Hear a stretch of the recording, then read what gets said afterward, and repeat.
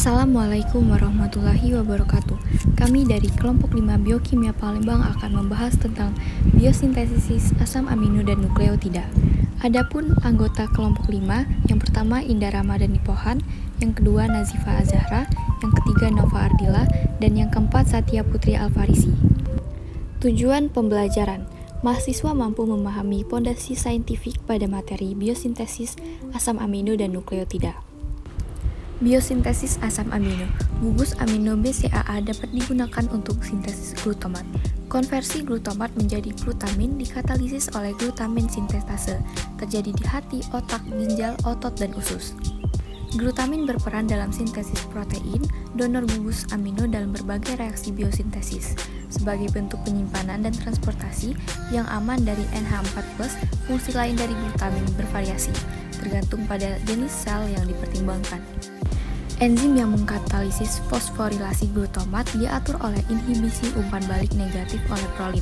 Glutamat I semialdehida bersiklisasi secara spontan membentuk I-prolin 5 karboksilat, kemudian I-pirolin 5 karboksilat reduktase mengkatalisis reduksi I-pirolin 5 karboksilat untuk membentuk prolin. Interkonversi I-pirolin 5 karboksilat dan prolin dapat bertindak sebagai mekanisme ulang-alik untuk mentransfer ekuivalen pre-reduksi yang diturunkan dari jalur pentosa fosfat ke mitokondria. Prolin juga dapat disintesis dari ornitin zat antara siklus urea. Biosintesis prolin dan arginin dari glutamat. Sintesis arginin dimulai dengan asetilasi gugus amino glutamat. N-asetilglutamat kemudian diubah menjadi ornitin dalam serangkaian reaksi yang mencakup fosforilasi, reduksi, transminasi, dan deasetilasi atau penghilang gugus asetil. Reaksi selanjutnya di mana ornitin diubah menjadi arginin adalah bagian dari siklus urea. Kedua enzim yang terlibat dalam konversi serin menjadi sistein akan membutuhkan piridoksal fosfat. Biosintesis serin dimulai dengan oksidasi gliserat 3-fosfat, produk yang mengandung karbonil 3-min-fosforhidroksipirufat, kemudian mengalami reaksi transaminasi dengan glutamat untuk menghasilkan 3-min-fosforserin. Hidrolisis 3-min-fosfoserin menghasilkan serin. Keluarga aspartat, anggota pertama dari keluarga asam amino aspartat, diturunkan dari OAA dalam reaksi transaminasi dalam gambar berikut. Aspartat transaminase juga dikenal sebagai glutamat oksaloasetat transaminase atau GOT adalah aminotransferase aktif yang terdapat di mitokondria dan sitoplasma. Reaksi bersifat reversibel dan mempengaruhi aliran karbon di dalam sel. Kelompok aspartat mengandung asparagin dan asam amino esensial lisin, metionin dan threonin. Glutamin ditransfer melalui transfer gugus amida selama reaksi yang memerlukan ATP yang dikatalisis oleh asparagin sintase. Gugus amida glutamin ditransfer melalui transfer gugus amida selama reaksi yang memerlukan ATP yang dikatalisis oleh asparagin sintase seperti gambar berikut. Selanjutnya terdapat kelompok pirufat terdiri dari alanin, valin, leusin, dan isoleusin. Alanin disintesis dari pirufat dalam satu langkah. Keluarga asam amino aromatik meliputi fenilalanin, tirosin, dan tritofan. Dari jumlah tersebut, hanya tirosin yang dianggap tidak penting pada mamalia. Baik fenilalanin atau tirosin diperlukan untuk sintesis dopamin, epinefrin, dan norepinefrin, kelas penting dari molekul biologis kuat yang disebut sebagai katekolamin. Triptofan adalah prekursor dalam sintesis NAD+, NADP+, dan neurotransmitter tirosin. Biosintesis korismat.